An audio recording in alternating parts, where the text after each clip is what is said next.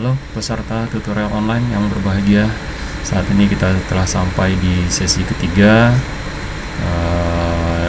tutorial online mata kuliah administrasi jaringan.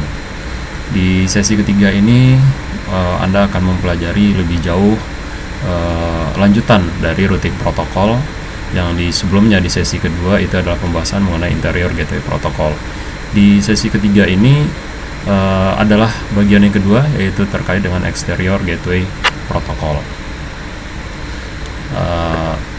Karena dia merupakan lanjutan dari proses routing, jadi diharapkan Anda benar-benar sudah memahami terlebih dahulu konsep routing di interior gateway protocol.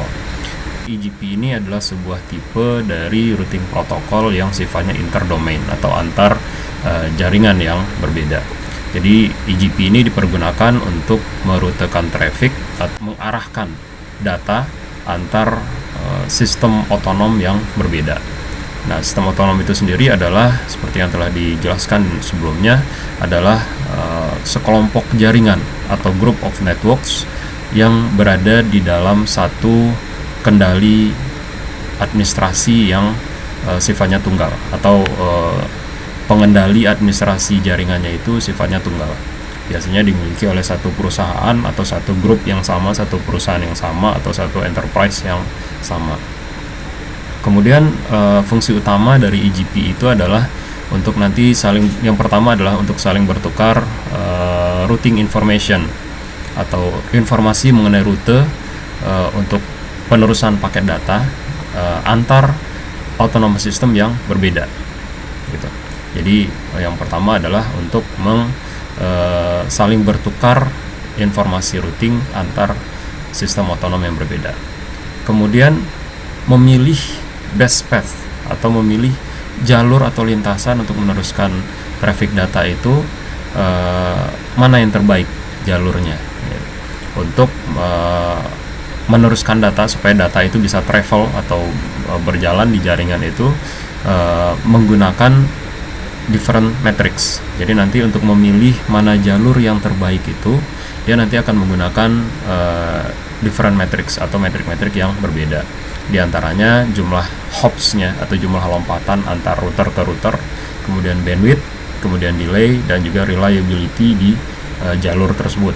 Jadi itu adalah cara si protokol EGP ini dalam memilih mana jalur yang terbaik untuk meneruskan data antar jaringan tadi atau antar sistem otonom tadi. Kemudian tambahan lagi, EGP ini juga memiliki fungsi untuk memaksa kebijakan pengambilan keputusan di dalam perjalanan data tersebut. Jadi misalnya dalam hal mana jalur yang dipilih dibandingkan jalur yang lain, gitu. Jadi mana yang jalur yang lebih diutamakan dibandingkan jalur yang lain atau rute yang lain, atau bisa juga membatasi flow of traffic, gitu. Jadi aliran traffic antara sistem otonom yang satu dengan sistem otonom yang lain, gitu. Jadi dia bisa membatasi aliran traffic antar sistem otonom yang berbeda. Jadi itu adalah fungsi-fungsi utama dari EGP. Nah, kemudian protokol apa yang sering dipakai di EGP itu adalah yang disebut sebagai Border Gateway Protocol atau BGP. Jadi ini adalah yang paling umum dipergunakan dalam EGP.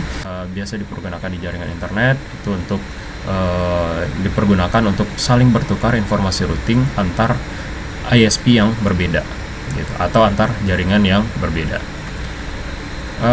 Sifat yang lain, karakteristik dari BGP ini adalah dia memang bisa sedikit sulit untuk dikonfigurasi dan dikontrol atau dikelola, tetapi dia menyediakan high level flexibility atau fleksibilitas yang tinggi di dalam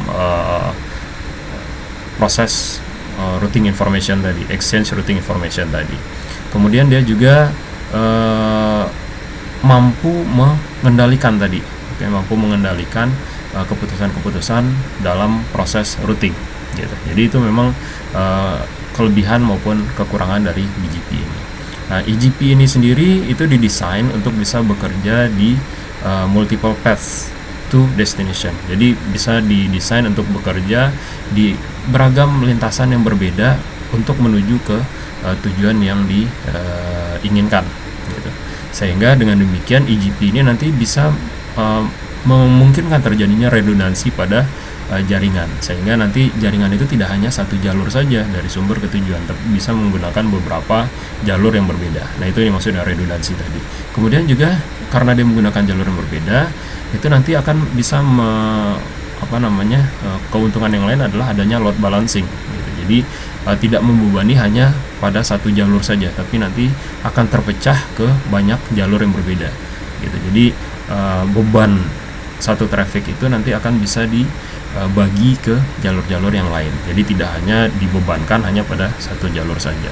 Itu karakteristik dari BGP sebagai salah satu protokol dalam EGP gitu. Jadi EGP ini atau Exterior Gateway Protocol, yang salah satu protokolnya adalah BGP tadi, dia bisa didesain untuk bisa bekerja pada beragam jalur yang berbeda gitu. Jadi keuntungannya adalah adanya redundansi dan load balancing.